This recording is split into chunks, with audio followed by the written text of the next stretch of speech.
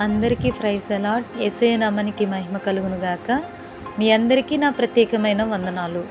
దేవుడు హృదయమును లక్ష్యపెట్టువాడై ఉన్నాడు. 1 సమూయేలు 16:7. దేవుని యొక్క తలంపులు మనుషుల యొక్క తలంపులు వంటివి కాదు. దేవుడు ఏర్పరిచే త్రోవలు మనుషుల యొక్క ఆలోచనలకు అందనివి. యెషయా 58:8 ఉంది. దేవుని ఆలోచనలు మనుషుని ఊహకు మించినంత ఎత్తుగా ఉంటాయి. దేవుడు హృదయమును పరిశోధించువాడు, అంతరింద్రియములను పరీక్షించువాడై ఉన్నాడు. యిర్మీయా 17:10 రాయబడింది. దేవుడు న్యాయమైన తీర్పు తీర్చువాడై ఉన్నాడు. యోహాను 7:24 రాయబడింది. మనం ఎవరికి లెక్కప్ప చెప్పవలసి ఉన్నదో ఆ దేవుని కన్నులకు సమస్తమును మరుగు లేక తేటగా ఉన్నది. హెబ్రీలు 4:13 రాయబడింది. ఆయన ఆలోచనలు నరుని ఆలోచనల వంటివి కావు. యోబు 10:4 రాయబడింది. దేవుడు హృదయమును అంతరింద్రియములను పరిశీలించు నీతిగల దేవుడు.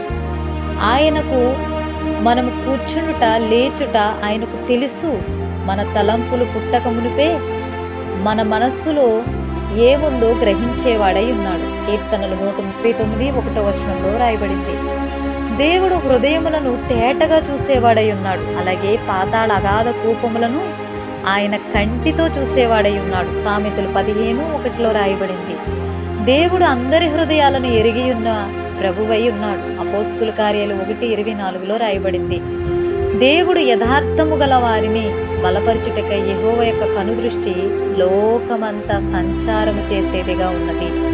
దినవృత్తాంతములు 16:9 రాయబడింది. నిజమే, చూశారు కదండి. బలము లేదని, ధనము లేదని, లోకములో పొడుగుగా లేనని, పొట్టిగా ఉన్నానని, అందంగా లేనని, నల్లగా ఉన్నానని, ఇలా ఎన్నో రకాలుగా మానవులుగా ఆలోచిస్తూ ఉంటాం.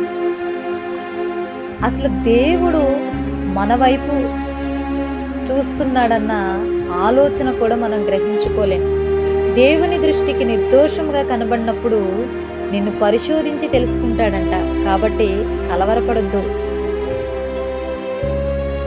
ముఖ్యంగా ఆయన ఏర్పరచుకున్న అమూల్యమైన సజీవమైన రాయివి నీవు.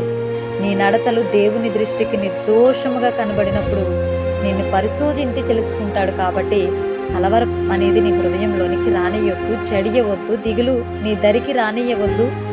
ఆయన నిన్ను లక్ష్యపెట్టి ఉన్నాడు. మీ కుటుంబంలో కడసరిగా ఉన్న నిన్ను ఏర్పరచుకున్నాడు. ఆయన రక్తంలో నీవు మోచింపబడ్డావు. ఆయనకు నీవు సొత్తై ఉన్నావు. నిన్ను విడువడు, ఎడబాయుడు. నీవు నిబ్బరం కలిగి ధైర్యంగా ఉండు.